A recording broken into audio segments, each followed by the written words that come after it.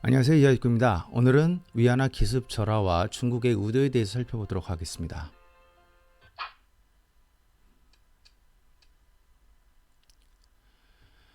중국이 위안화를 두 차례에 걸쳐 전격 절하였습니다. 1월 미중 분쟁 1차 타결 당시 6위안대를 유지했으나 코로나 사태 이후 7위안으로 올라섰습니다. 중국은 달러당 7.1293 위안으로 고시하면서 위안화는 2008년 2월 이후 12년 만에 최고치를 기록합니다.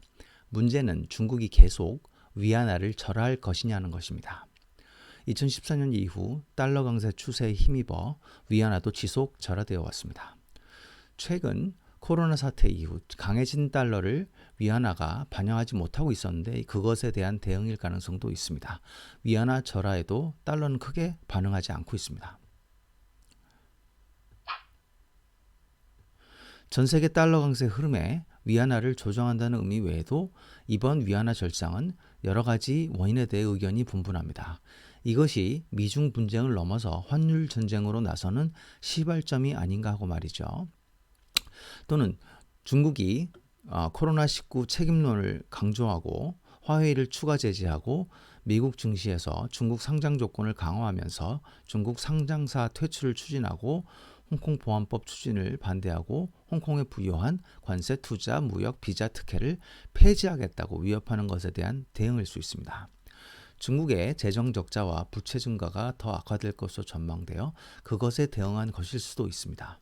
게다가 최근 미국은 경제 번영 네트워크, 즉 EPN을 추진하며 중국을 국제 교육에서 배제시키려는 시도를 하고 있습니다.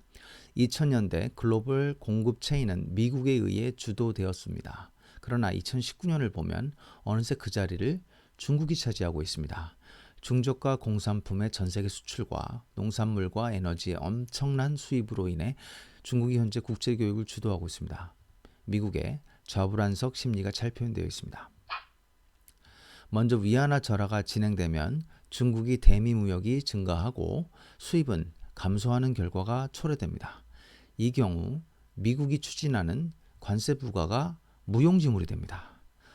미국이 중국을 작년 8월에 이어 다시 환율 조작국으로 지정할 수도 있습니다.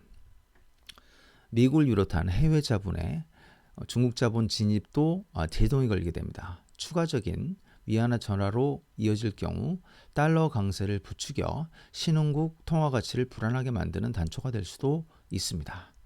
그간 위안화의 절상 전망의 근거는 중국이 미국의 비를 맞춰주면서 내수로 방향을 돌릴 것이라는 것입니다. 내수 위주로 경제 구조를 재편하면 위안화 절상이 오히려 유리합니다. 실제 중국은 양회를 통해 100조 원 규모의 경제 부양책을 예고하면서 내수를 촉진하려 하고 있습니다. 그러나 그럼에도 불구하고 위안화 절하 방향으로 간다면 미중 분쟁과 통화 전쟁에 중국이 적극적으로 대응하겠다는 의미가 될 수도 있습니다. 이야기꾼의 뇌피셜에 의하면 중국이 추진하는 CBDC, 즉 디지털 화폐 등장과 연계된 것인지도 모른다는 의혹이 있습니다. 중국과 스웨덴은 이미 CBDC 개념 검증을 끝내고 시험 운영을 준비하고 있으며 중국은 일부 지역에서 곧 시험 운행에 들어갈 것으로 보입니다. 1대1로 프로젝트와 CBDC로 중국 위안화의 국제적 입지를 높이기 위해서는 위안화가 더 전 세계에 퍼져야 하는데 인류의 위안화 절하에 나설 수도 있습니다. 사실은 이러한 위안화 절하는 정상적인 흐름입니다. 만일 현재 중국 정부가 바스켓으로 인위적으로 조절하지 않고 환율 변동제로 방치했다면 위안화 절하는 훨씬 먼저 출현했을 가능성이 큽니다. 금리를 인하하고 유동성이 크게 증가하고 있으면 당연히 그 국가의 통화는 절하되는 것이 정상입니다. 중국 내 경기 침체를 해결하면서도 해외 자금을 유치하고 경제 성장률을 유지하고 미중 분쟁에서 미국과 전면전을 피하기 위해서는 중국은 어쩔 수 없이 버블 조합인 금리 인하와 통화 절상을 용인해야 합니다. 그러나 중국의 위안화 절하로 인해 그 기조에 변화가 혹시 생겼는지 의문입니다. 계속 지켜봐야 할 것으로 보입니다. 감사합니다.